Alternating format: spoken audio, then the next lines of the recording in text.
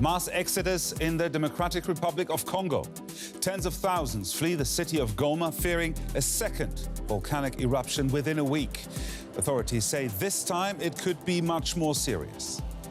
Also on the program, Germany steps up its coronavirus vaccination drive. Children over 12 will be able to get a jab from next month, but they won't need one to go to school or to travel. Did the pandemic start in a wet market in Wuhan, or was it the result of a laboratory accident? US President Joe Biden orders a new probe to find out, and China is not happy. And the European Union hits back at Belarus over the forced landing of an airliner and the arrest of a dissident journalist. Germany's foreign minister compares it to terrorism and says the regime must pay a high price.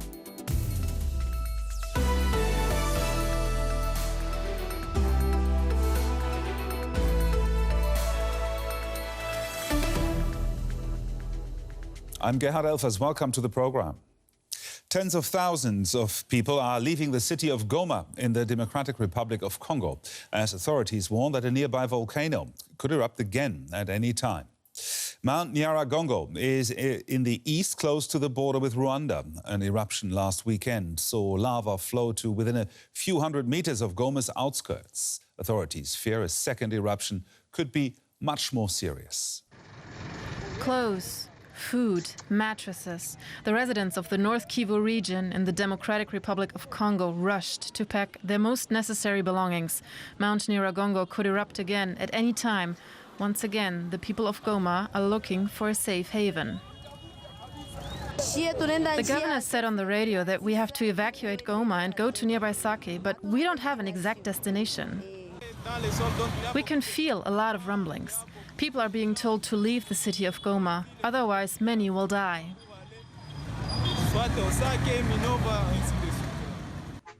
But a quick escape seems all but impossible.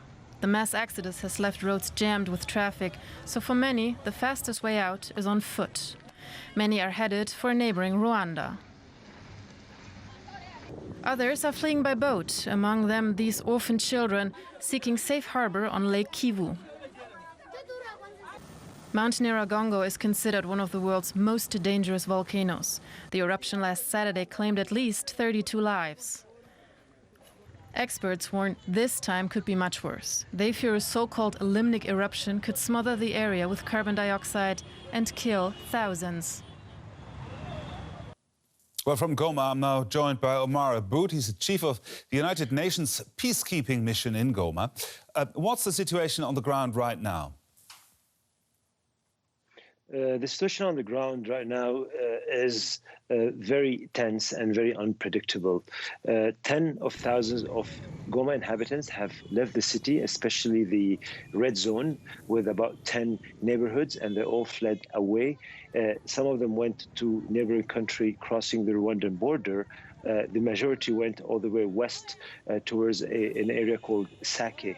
Of course, this displacement is very difficult. The roads are very difficult to navigate, especially with heavy traffic and unavailability of means of transportation, such as buses or trucks. So many of them are either on foot or on motorcycles, of course, carrying their belongings and heading to that direction. As we speak, people are still moving towards Sake. They have not reached Sake, and there's a great deal of chaos and traffic to get to that area.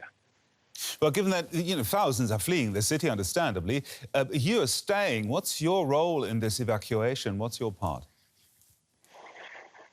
I mean, first of all, we have to remember that our role in this country is protection of civilians. This is our main mandate. Therefore, it is the right time for us to stay and to deliver on our mandate. Now, what we did, we moved slightly to the west of town. We established a base here where we are, but we are still not too far away. Our role is really, one, is to secure the area like we always do through our police patrols, military patrols. Also, we've been supporting the paving of roads and fixing the roads that have been damaged by the lava that resulted from the eruption on Saturday. And finally, we've been also supporting with food and water for these displaced inhabitants of the town.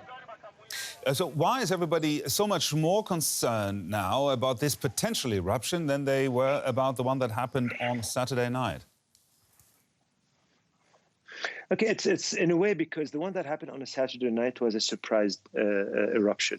Volcanic eruptions happen and they're very unpredictable. Therefore, the moment it happened, and since that time onward, we've been experiencing large number of earthquakes. And these earthquakes, some of them are very high in magnitude, but also at very short intervals. Sometimes we get about 5 earthquakes an hour.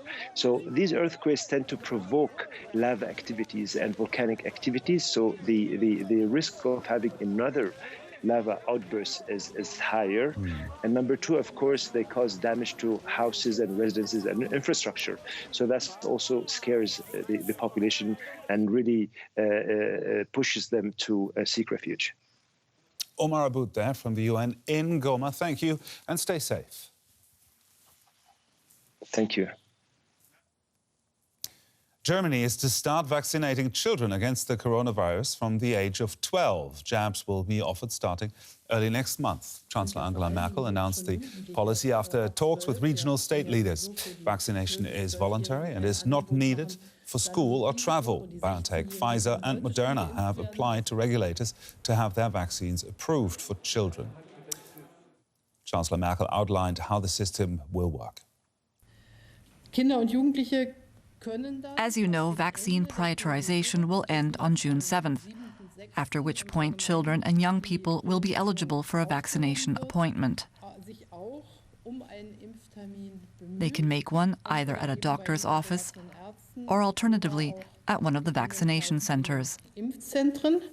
German Chancellor Angela Merkel speaking there. And the decision to start vaccinating children is part of Germany's drive to ease coronavirus restrictions. Life in many areas is starting to slowly get back to normal. After months of homeschooling, students in Germany are eager to get back to class. The federal health minister says that's why it's time to start vaccinating 12 to 15-year-olds. We've been getting lots of letters and phone calls at the health ministry from parents and young people who want the vaccine. They want the chance to register for a shot as soon as a vaccine is approved for their age group. So once approval is granted, I think they should get that chance. On Friday, the European Medicines Agency is expected to greenlight the BioNTech Pfizer jab for 12 to 15-year-olds. U.S. authorities recently authorized the shot for children aged 12 and up. But Germany's vaccination commission is wary. It warns there's not enough data on potential side effects. When we get findings from other countries and can say with a fair degree of certainty that nothing happened, fine. But we can't go ahead as long as we don't know what happens and don't have the data. I question the necessity to push this through. But many doctors' offices say they're getting increasing calls from parents who want to know when their children can be vaccinated. We really want to be able to offer appointments to youngsters, especially those with chronic diseases. Since children seem to either show no symptoms when infected or only mild symptoms, some question the logic of giving young people the vaccine right away. Germany still doesn't have enough jabs for everyone who wants one. If we now have to start reserving vaccines for the 12 to 15 age group, then we'll have shortages for all the under 60s who still need to get vaccinated. Such reservations are unlikely to dampen students' hopes that they might get a jab before heading out for summer vacation. We're joined now by Andrew Ullmann. He's a doctor and a member of the German Parliament for the business-friendly FDP party. As a doctor, can you recommend vaccinating children from the age of 12? Well, there are pros and cons vaccinating children beyond 12. So far, the data are looking very convincing and looking very safe that you can vaccinate children beyond the age of 12. But as you just said in the play-in, was that the vaccination commission is a little bit more weary. People who are members of this commission are weary to recommend that vaccination beyond 12 years because they like to see more data. But I think we have a pandemic situation where we need the data. There's no question in doubt. However, the evidence is quite clear. The chances that there will be unexpected side effects is very low. But nevertheless, we have to be very careful as a physician to give the advice to the parents and give the knowledge. And let me remind you, on this situation, we have children at risk, at higher risk, and they need the vaccine as well. Well, neither the European Medicines Agency nor Germany's Advisory Vaccine Committee have recommended vaccine use in kids that age yet. Why does it take so long? And is it wise to start now? Well, I think tomorrow we will have an answer. The EMA will give out possibly a recommendation to approve the vaccines for children age 12 and older. And then it's the question, the availability of the vaccine. I think that's the major problem that we're still facing for a couple of weeks still to go. And that will be the challenge, of course, because now the competition is beginning for those around the age of 60 and those children beyond the age of 12 who gets the vaccination or the vaccines first. I think that is the trouble that our government has right now, because the communication skills of our government isn't so good at the point, because now everyone wants to get the vaccination immediately, despite the fact that we do not have enough vaccines available at this point in time. Yeah, not enough vaccines. That's one point of criticism the German government is facing. It's also been criticized that it has neglected its responsibility towards children and teenagers during the pandemic. Do you agree? I totally agree, because the damage, the collateral damage that was caused to children in the time of pandemic is enormous. They didn't attend school. They had distance teaching or a change between online teaching and teaching in the classes. And the problems that the children are facing psychologically are also very strong. They have, how do you call it? I think of the word right now, excuse me, angst, more angst, and they are afraid to go outside because they are afraid to get infected. And all these psychological disturbances have to be dealt with as well. But again, I think it's very important to get the children vaccinated. My children are adults in the meantime, but if they were younger, I would get my children vaccinated immediately once available. So many parents are not really willing to get their children vaccinated. Is there being done enough to convince parents to get their children vaccinated? I think that is a very important point. The communication to explain the risks and the advantages of a vaccine has to get out there. Parents afraid of risk for their children who don't like to get them vaccinated, which I think is very important by the physicians to explain why it is important to get vaccinated. And on the other side, there are many parents who like to get their children vaccinated. And again, at the end of the day, it's the time that the physician spends to explain to the parents and to the children why vaccination is important. And the second point, which is very important, is the availability of the vaccines. We should never forget that point as well. Andrew Ullmann, doctor and member of the German Parliament, thank you very much. Thank you for having me.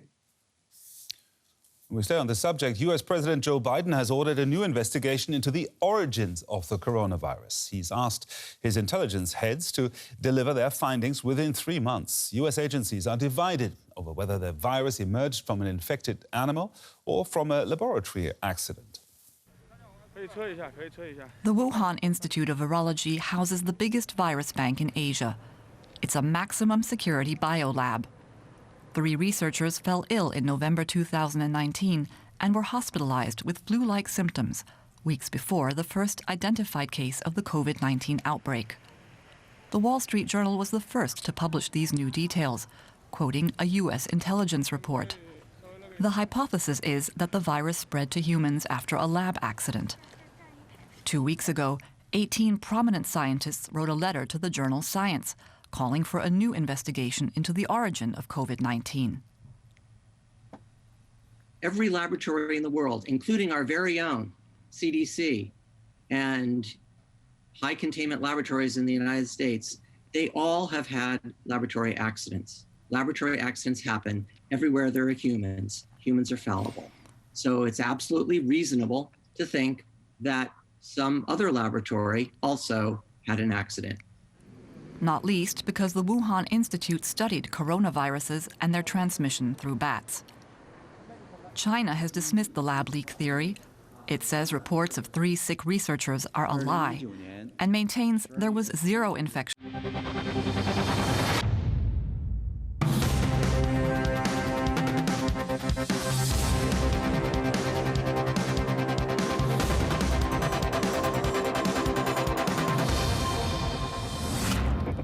Welcome to The Business. I'm Alicia Barry. Coming up on the program, record iron ore prices are helping reboot Australia's economy. But will the trade war with China halt the commodities boom?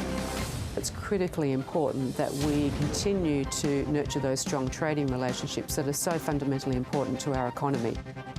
And reaching out to millennials, CBA, the latest bank, splashing cash on targeting new digital customers. There's definitely preferences in terms of the way that they pay, how they might sort of budget and plan for various expenditure.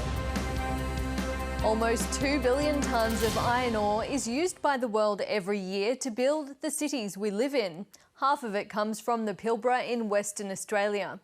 Prices have fallen by a fifth from record highs just a few weeks ago as our biggest customer, China, tries to curb its reliance on the commodity.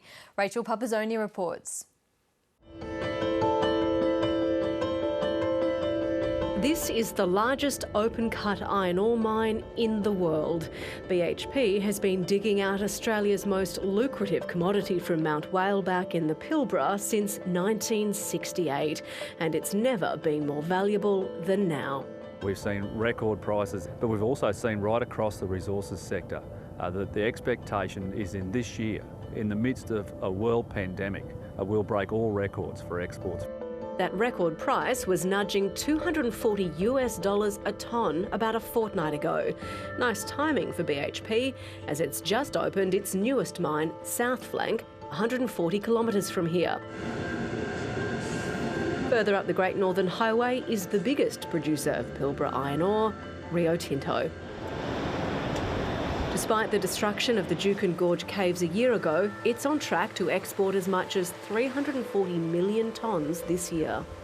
Here at Rio Tinto's port operations in Dampier, there's about 1.8 million tonnes of iron ore behind me, worth almost $500 million Australian dollars. Most of it is destined for China. When it comes to this red dirt, Australia and China's relationship is symbiotic. 70% of the iron ore we export goes to China, and 60% of what Beijing imports comes from us. If China slows down or speeds up its steel production, Australia feels it. In April, production hit a record high, sending iron ore prices soaring. This is what's driving Australia's economy. For every $10 increase to the price of iron ore, another $11 billion, or 0.6% of GDP, is added to Australia's annual export earnings. The record prices helped cut about $50 billion off the budget deficit, given the huge premium to the government's $55 a tonne forecast. While prices are volatile, the big players say they're in for the long haul. Our focus really is on making sure that we build the strongest business that we can that's sustainable, regardless of the cycle or commodity prices at any given time. Since the peak just 2 weeks ago, prices have slid about 20%. What we've seen in terms of the volatility just gives an idea of how quickly these prices can move. But there's concern Australia's global iron ore dominance won't last forever. The world's second biggest producer, Brazil, will eventually return to levels seen before the 2019 Samarco dam collapse and the pandemic crippled its industry.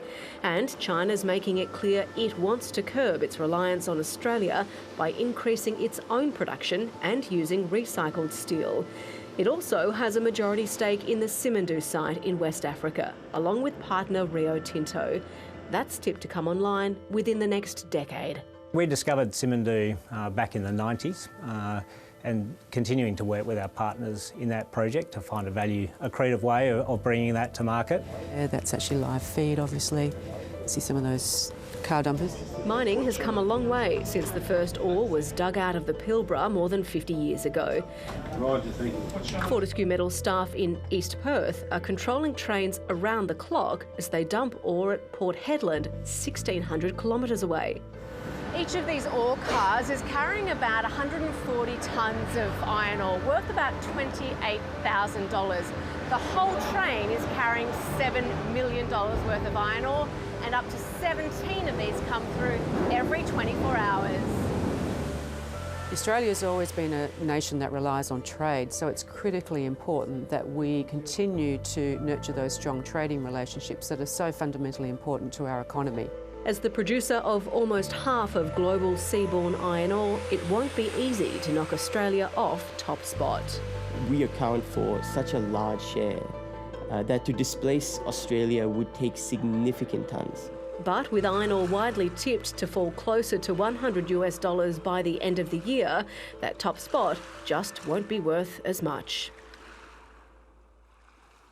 The Commonwealth Bank's share price broke through $100 this week, and it's spending $50 million to attract tech-savvy customers today.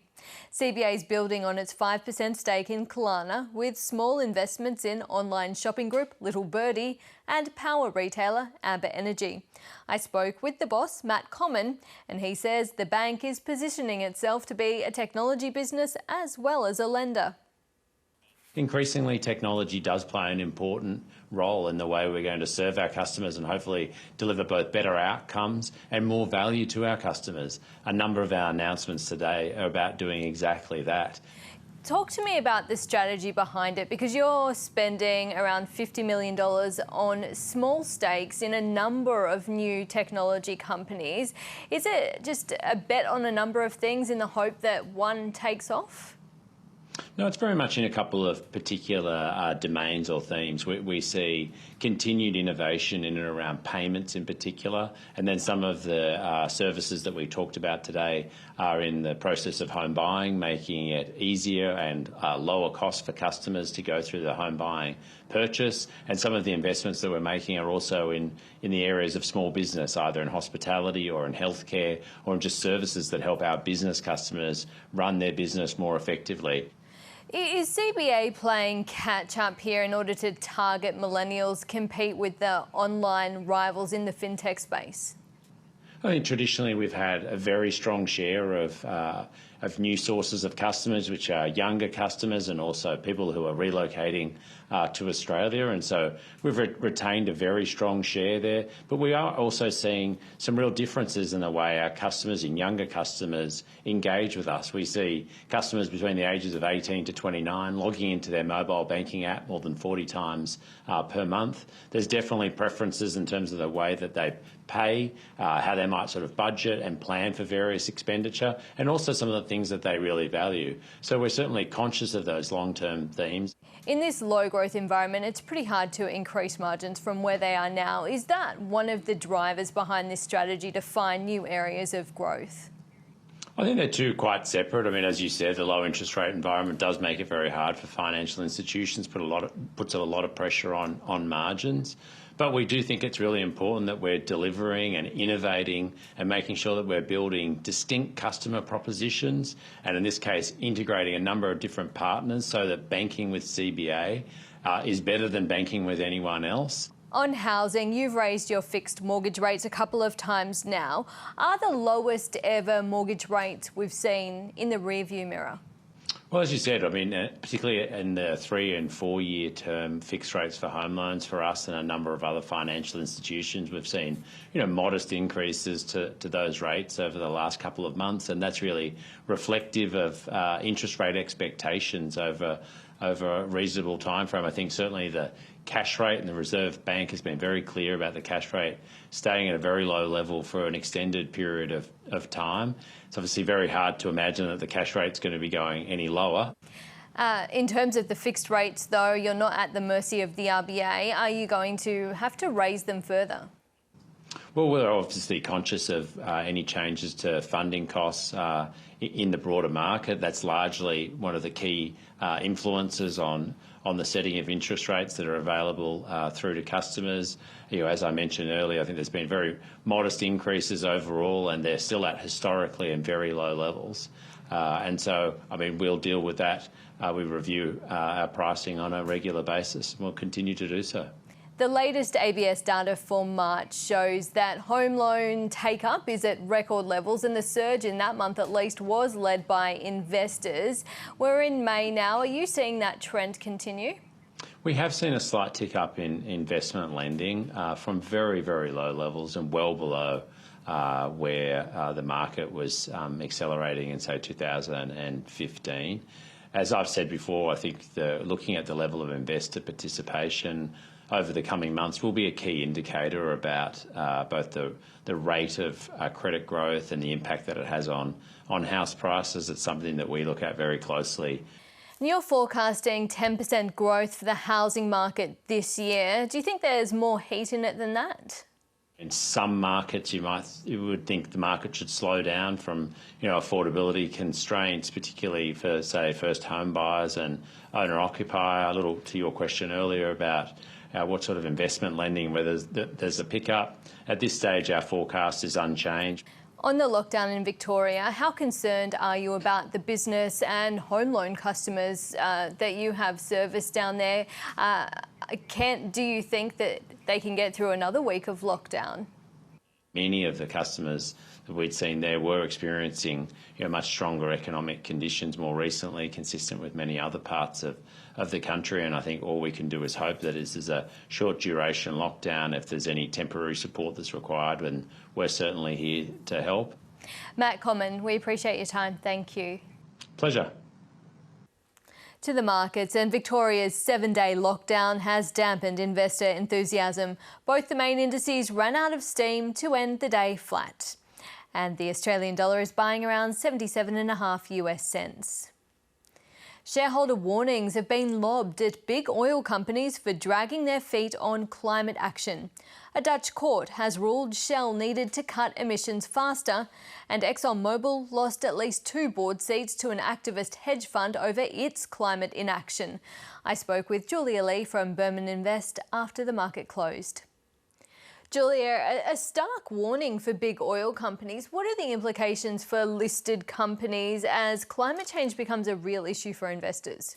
Environmental factors have seen a huge rise and, more importantly, a big impact on how funds are deployed. I think this is for 3 key reasons. One, in terms of governments, we are seeing emissions targets as well as sustainable initiatives and reporting. But secondly, from an institutional perspective, we are seeing money going into responsible investing, and that's driving companies to be more environmentally friendly or environmentally aware. And then thirdly, investors are demanding that their values are aligned to how their money is invested as well. So those 3 factors coming together is really speeding up the process, especially in parts of the world like Europe, where there is a big regulatory push. So for those in the fossil fuel industry, there is a real risk they're going to end up with stranded assets if they don't move in line with the trend. I think it is about being aware. For example, we've seen Newcrest Mining saying recently that it plans to look at other sources of energy rather than coal, so maybe looking at gas as its projects instead. So we are definitely seeing a shift where companies, even mining companies, because at the end of the day, we are the best diggers of dirt in the world, are becoming a lot more environmentally aware. AMP was up 8.5%. There's news, though, that ASIC is taking AMP to court for having charged dead people. Look, I don't think the share price action and ASIC civil proceedings are related, but ASIC did say that they would be taking AMP for civil proceedings for unconscionable conduct. AMP has come out to say they've already remediated those accounts that have been impacted. But of course, with AMP's share price falling 24% this year so far and 44% in the last couple of years, there's probably a bit of speculation about a takeover around these prices. So the negativity around the findings from the Royal Commission Commission and that civil action already built into the AMP share price. So takeover speculation driving it higher today. We've seen a few failed takeovers there, and with the share price around that $1 mark, it's looking fairly cheap. We know that the assets are on the chopping block, so either a portion of AMP's business or even a potential full takeover. Julia Lee, we appreciate your insights. Thank you. Thanks, Alicia. And finally, a bold move into Hollywood by Amazon. It's paying $10.9 billion for MGM Studios. MGM owns the James Bond and Rocky franchises, amongst a back catalogue of 25,000 hours of content. The move will add to the content Amazon has to offer on its streaming services for its 200 million Amazon Prime subscribers. And that is all from The Business. I'm Alicia Barry. Thanks for watching. Good night.